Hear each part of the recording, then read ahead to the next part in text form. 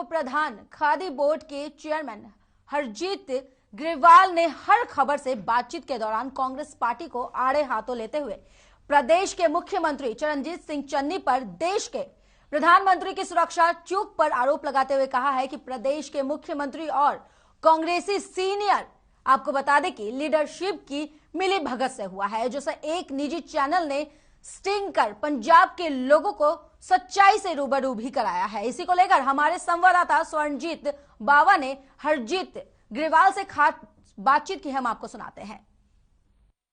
खबर देख रहे सभी दर्शकों का बहुत बहुत स्वागत है। लगातार कांग्रेस पार्टी की तरफ से जब से पंजाब में ईडी की रेड मुख्यमंत्री के रिश्तेदारों के घरों पर हो रही है, लगातार कांग्रेस के निशाने पर बीजेपी है। आज हमारे साथ पंजाब बीजेपी के उप प्रधान और साथ ही खादी बोर्ड के चेयरमैन हरजीत सिंह हमारे साथ हैं। हरजीत जी बहुत बहुत शुक्रिया जी।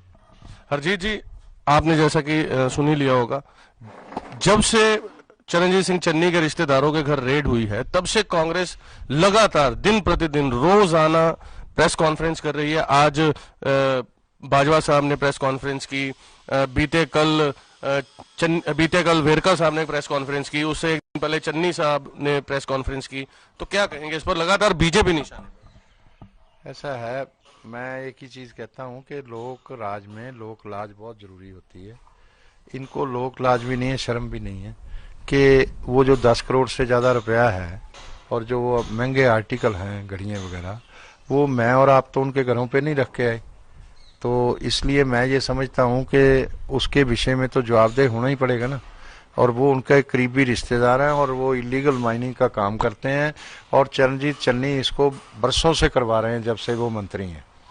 तो इसलिए पहले भी उनके ऊपर शिकायतें हुई, आम आदमी पार्टी ने प्रेस कॉन्फ्रेंस की, ये खुद जवाब देने गए, वहां साइट पे गए, नहीं तो मुख्यमंत्री कभी जाता है ऐसे। तो ये इस तरह से जो जवाब देते थे, अब वो सामने आ रही हैं सारी चीजें। अच्छा, मैं ये पूछता हूँ, ये टाइमिंग को लेकर कई लोग सवाल उठाते हैं, मैं ही जवाब देता हूँ उसका। भाई अगर कोई पॉलिटिकल आदमी है, कोई चीफ मिनिस्टर है, कोई मिनिस्टर है, अगर वो ये कत्ल कर देता है, मर्डर कर देता है या कोई क्राइम कमिट होता है, क्या उसकी वेट करेंगे कि इलेक्शन निकल लेने दो, इसको अभी टाइमिंग पे नहीं पकड़ना चाहिए? वो तो उसी टाइम पकड़ा जाएगा। लेकिन ये भी आरोप लगाए जाते हैं कि अभी बंगाल में चुनाव हुए और भी देश के कई भी राज्यों में चुनाव होते हैं तो बीजेपी ईडी का इस्तेमाल करती है।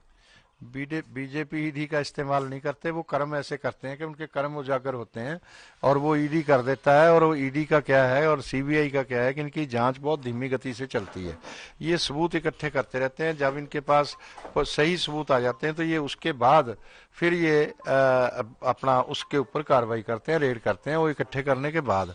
तो अब देर हुए तो उसमें क्या कर सकते हैं। राजपुरा की अगर बात करेंगे, नवंबर में आप राजपुरा में गए, राजपुरा विधानसभा, जैसा कि लगातार 2-3 बार विधायक रहे खुराना साहब, अब इस दुनिया में नहीं है, और ये भी सूत्र बता रहे हैं कि हो सकता है कि आप वहां राजपुरा से चुनाव लड़ सकते हैं, लेकिन लोकल नेताओं ने इस पर आपत्ति जताई। तो क्या लगता है कि अगर आप चुनाव राजपुरा से लड़ते हैं तो क्या लोकल बीजेपी नेता साथ चलेंगे?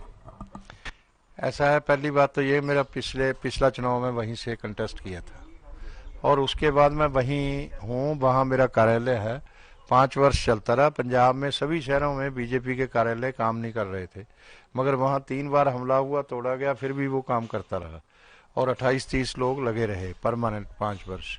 तो अब मेरा रोल तो मेरी पार्टी तय करती है, मेरी पार्टी ने तय करना है मुझे चुनाव लड़ना है या नहीं लड़ना, क्या करना है क्या नहीं करना। तो इसलिए मैं उसमें इस तरह का कोई कभी पार्टी को नहीं कहता, संगठन को नहीं कहता कि मेरा रोल ये होना चाहिए। लगातार आप 5 वर्षों से राजपुरा के लोगों के लिए काम कर रहे हैं, तो लोकल विधायक जो कि 2 बार से लगातार हरदयाल सिंह कंबोज विधायक हैं, उनका कहना है कि मेरी कॉन्स्टिट्यूएंसी पूरे देश में एक ऐसी कॉन्स्टिट्यूएंसी है जिसे 3 बार अवार्ड मिला है, चाहे वो पंचायत से संबंधित हो, और इकलौती कॉन्स्टिट्यूएंसी। पहले इस पर आपकी प्रतिक्रिया चाहिए। देखो, उनके विषय में तो अगर आप वहां जाके लोगों से पूछोगे तो आपको पता चल जाएगा। तो हर तीसरे व्यक्ति पे तो उन्होंने झूठी एफआईआर दर्ज कराई है। तो कितने ही प्लॉटों पे कब्जे हुए हैं नाजायज, और क्या क्या हुआ वहाँ, किस तरह के कुकर्म होते हैं, ये वहीं से पता चलता है। और रेडी पटरी वालों से 100-100 रुपया लिया जाता था डेली का, एमएलए का गुंडा टैक्स। वो मैंने शोर मचाया, बंद हो गया, फिर मेरी मूवमेंट रिस्ट्रिक्ट हो गई क्योंकि किसान आंदोलन में मेरे पे मूवमेंट नहीं रही ज़्यादा। तो उसको दोबारा फिर 100 रुपया शुरू हो गया उनका, रेडी पटरी वालों का। तो ये जाके पता कर लो। इस तरह की और बहुत चीज़ें हैं जो मैं आपको अभी बता सकता हूँ, मैं उस पर इतना लंबा नहीं जाना चाहता।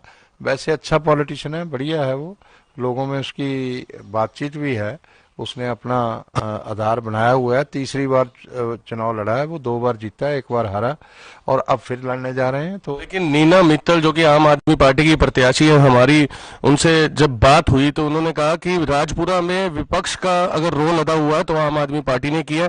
मैं समय समय पर हरदयाल सिंह कंबोज के द्वारा जो किए गए जो कारनामे हैं वो सबके सामने उजागर करती रही हूँ, और विपक्ष का जो रोल है वो मैंने अदा किया।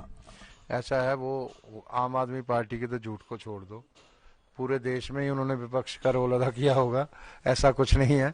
तो केजरीवाल जी फिर अपने एमपी क्यों नहीं जिता सके, क्यों नहीं लोगों ने उनको चुना? इसलिए ये इन चीज़ों को तो लोग जवाब देते हैं, अब पंजाब की जनता जवाब देगी कि पंजाब में क्या रोल अदा किया उन्होंने।